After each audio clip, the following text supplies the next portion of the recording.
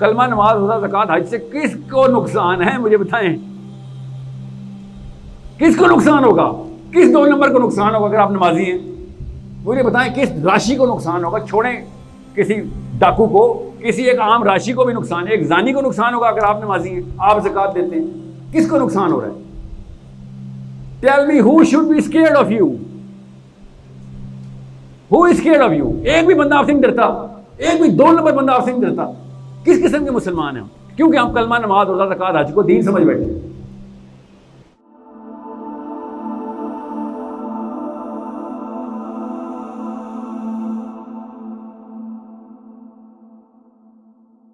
Understand, you are the only hope.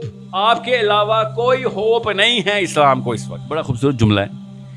कहते हैं कि अगर इस्लाम खतरे में हो या मुसलमान खतरे में हो और आपको यह ना पता चल रहा हो कि क्या बचाना है, तो आप इस्लाम दुश्मन हैं। अगर आप इस बात में भी कंफ्यूज हैं कि इन दोनों में से क्या बचाना है, जरा सोचे क्या बचाते हैं अगर इस्लाम खतरे में हो या मुसलमान खतरे में हो। सोचें जरा। ये कंफ्यूजन फैलाते हैं हम सारे। बेवाओं की मदद की है, हाँ जी की है। यतीमों को खाना खिलाया, हाँ जी खिलाया। इस्लाम के लिए कुछ किया है? इस्लाम ही के लिए कुछ किया ना, बेवा की मदद। अल्लाह खुश होगा इस बात पे। याद रखिएगा, इस्लाम खतरे में है, आपने हिस्सेदारी डालनी है। खुदा की कसम इस्लाम खतरे में। जब इस्लाम खतरे में हो तो इस्लाम बचाना सबसे ज़्यादा ज़रूरी है। कॉमन सेंस की बात है। मेरे घर में आग लगी हुई हो और साथ वाले आए बिरयानी लाए हैं, बिरयानी, तो मैं कहूँगा भाई बिरयानी छोड़, वो बाल्टी लेके आ पानी की, और मैं बिरयानी अभी नहीं कुछ करूँगा, आग लगी हुई। नहीं सर, भूखे को खाना खिलाना सुन्नत है। ये है इस्लाम खतरे में वर्सेस मुसलमान खतरे में। बहुत ध्यान में रखिएगा, ये कन्फ्यूजन अज़ली नहीं है, बड़ी रीसेंट डाली गई है। ह्यूमैनिटेरियनिज़म, तज़किया नफ्स, इज्तिमाइयत, ओ जहादी, एक्सट्रीमिस्ट, ये सारा कुछ। भैया बात सुने, मैंने कब कहा बंदूकें उठाओ और लगाओ सबको? कुछ भी नहीं करना आपने, अभी हम इस काबिल नहीं हुए। आज खिलाफत आ गई, खुदा की कसम परसों इमिग्रेशन की लाइन लग जानी, यहाँ से हम सब अमेरिका भाग जाएंगे। आप समझ रहे हैं वो काबुल एयरपोर्ट के ऊपर कैसे भागे हैं खिलाफत के खिलाफ? यस, अल्लाह की कसम वो जहाज लाहौर से टेक ऑफ करता, लाहौरी भी चढ़े होते उसके ऊपर, ऐसे गिर रहे होते साइड पे, मौला जट नीचे। ये पिंडी से भी चढ़ा होता, हम सब भी चढ़े होते। आप कैसे समझो? खिलाफत से दूर भागे हैं, वो अमेरिका गए हैं भाई, खिलाफत से नहीं दूर भागे। अमेरिका जाने का ख्वाब हम सबको है। अभी मैं कहूँ ना कि बाद लेक्चर के बाद 2 नौकरियां हैं मेरी टीम में अमेरिका के लिए जाने के लिए।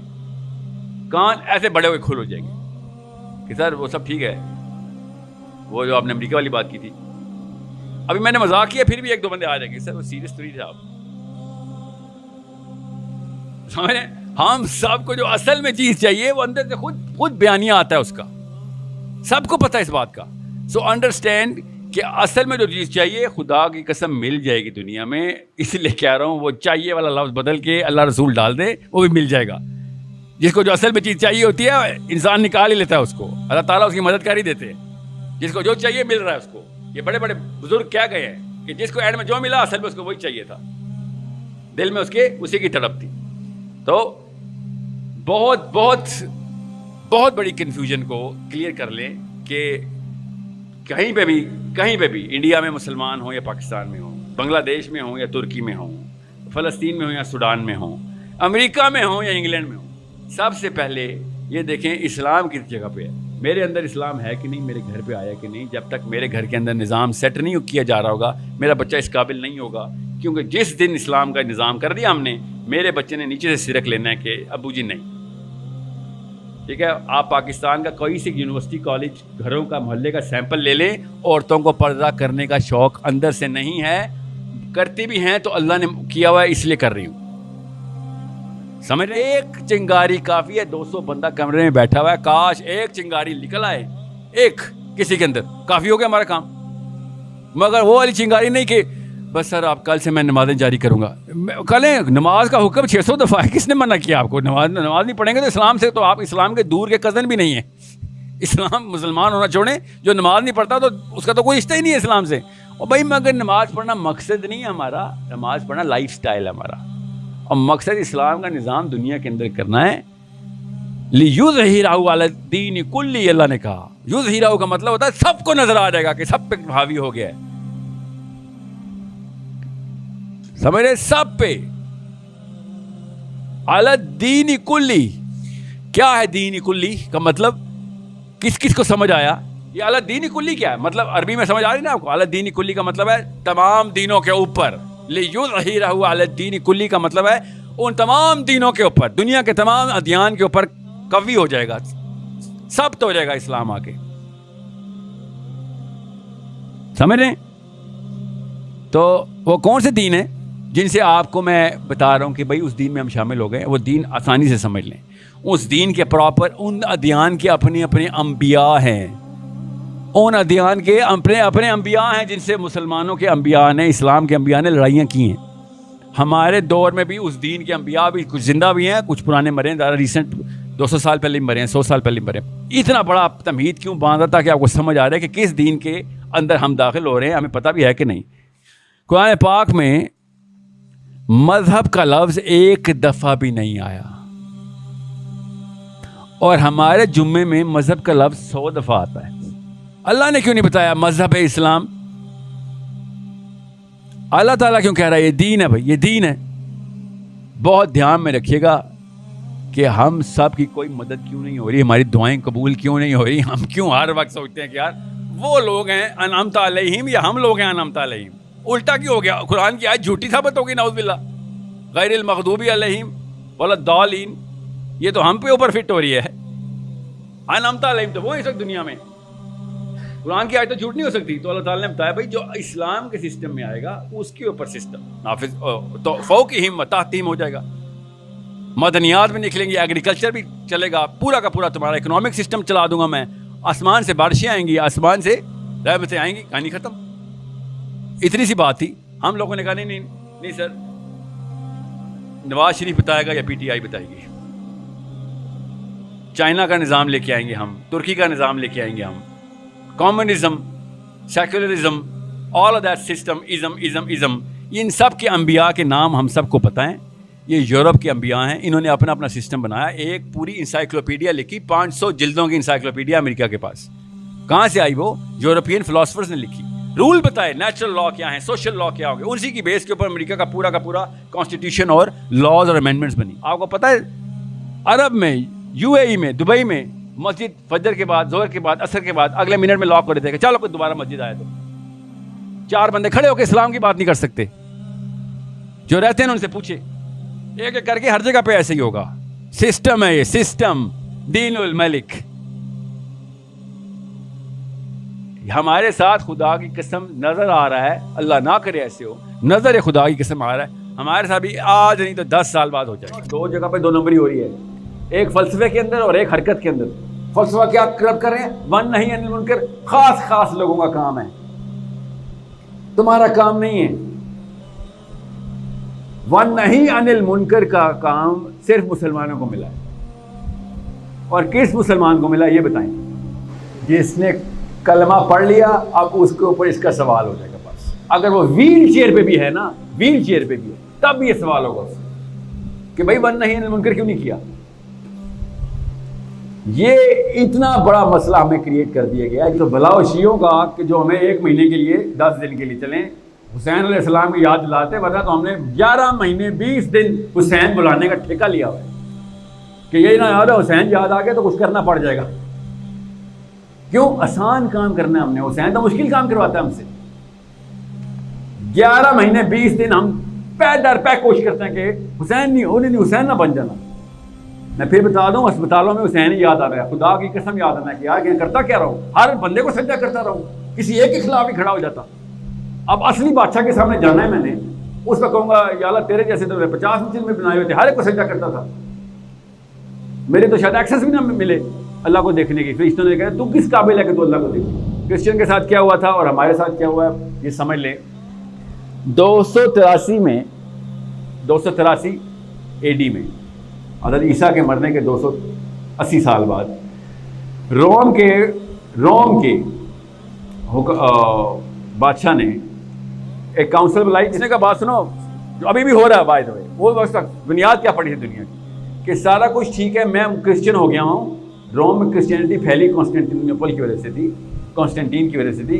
उसने कहा मैं क्रिश्चियन हो गया हूँ, ये मैं तुम्हारा दीन हर जगह फैला दूंगा, टेंशन ना लो। वायरल हो गया, सब बच्चा बच्चा क्रिश्चियन है, तालियां बजने शुरू हो गई कि ये क्या बात हो गई, रोम क्रिश्चियन हो गया। जैसे अमेरिका का सदर मुसलमान होकर पैगाम फैला दे कि हर बच्चा मुसलमान है। मगर एक मसला करना है आपके साथ। उसने कहा वो क्या, कहते बात सुनो, ये जो तुम्हारी रूलिंग्स है ना, ये रूलिंग वाला काम मेरा है, मैं तो क्रिश्चियन हूं तुम्हारी तरह, रूलिंग वाला काम मैं करूंगा, ठीक है। जो कानून वाला काम मेरे पास, उसूल अपने पास रख लो, दीनी उसूल अपने पास रख लो और कानून मुझे दे दो। अब मतलब क्या था उसका, लिटरल जुमला आज तक एक क्रिश्चियन फिलोसफर बोलता है कि क्रिश्चियनिटी पे इससे बड़ा एहसान कभी नहीं हुआ।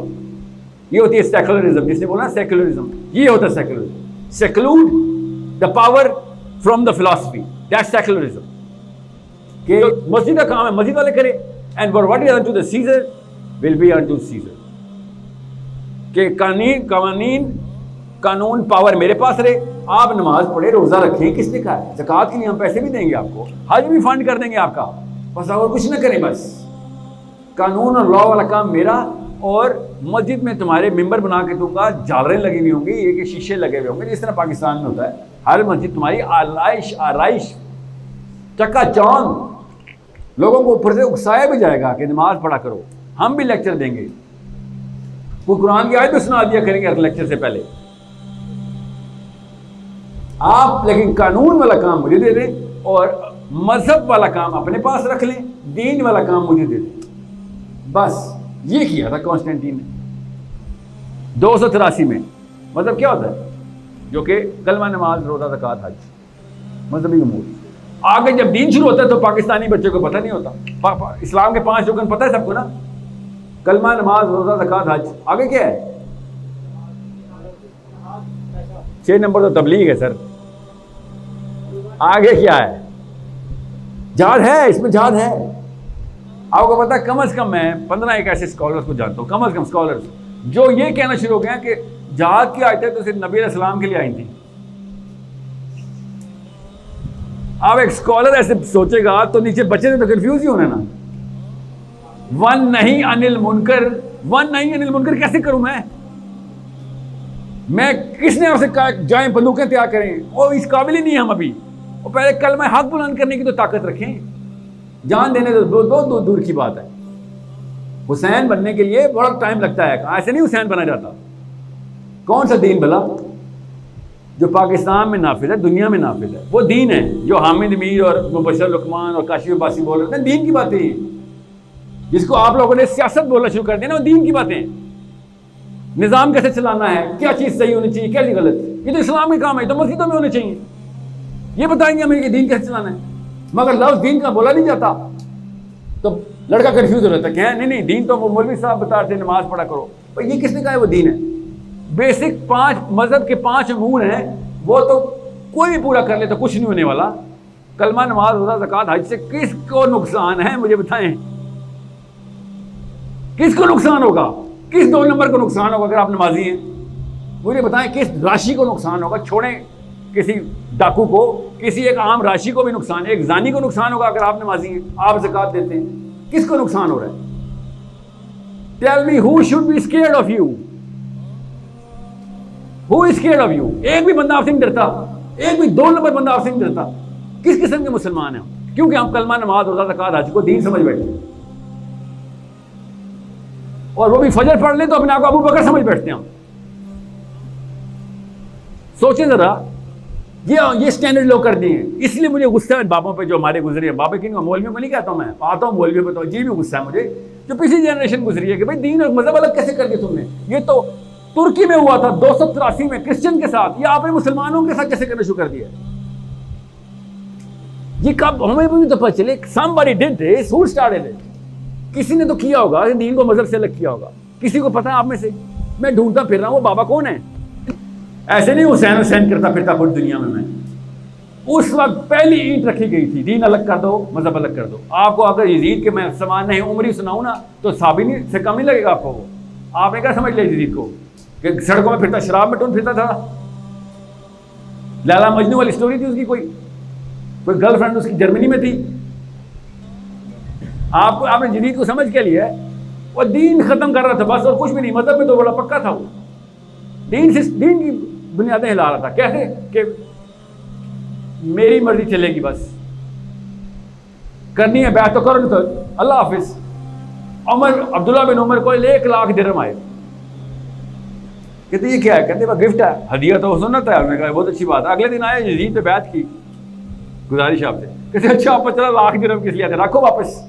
तो इसलिए बैठे खरीद रहे यजीद की।